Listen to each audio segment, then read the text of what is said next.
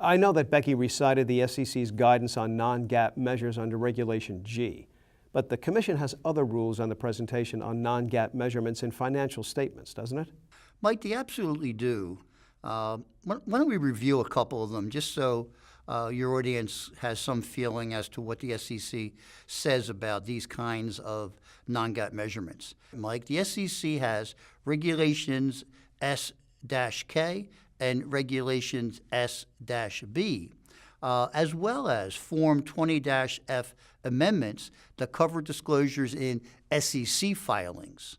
These regulations require more extensive disclosures than those found in Regulation G. For example, a company must quantitatively reconcile the non-GAAP financial measurement to the most directly comparable GAAP measurement and state the reasons why management believes the non-GAAP financial measurement provides more useful information to investors.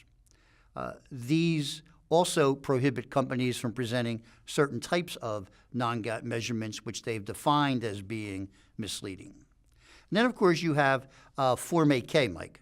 Form 8K requires companies to furnish the text of earnings releases and announcements with the SEC to permit the SEC to monitor these releases for violations of any of the prior regulations I just mentioned.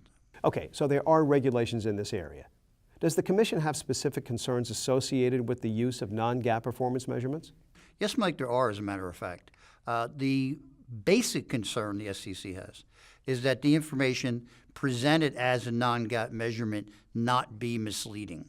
Granted, that's a subjective evaluation, but in some cases the SEC has told companies that they believed that the non-GAAP measurement that they were using was in fact contrary to or the opposite of what something that might be presented as a GAAP measurement. In addition, though, the SEC is concerned as to whether the non-GAAP measurements have been properly labeled and described in the published information.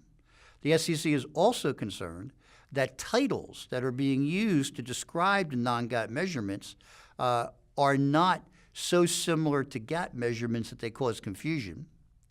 The SEC is also concerned about whether the terminology being used to describe a non-GAAP measurement is understood by user groups and the investing public.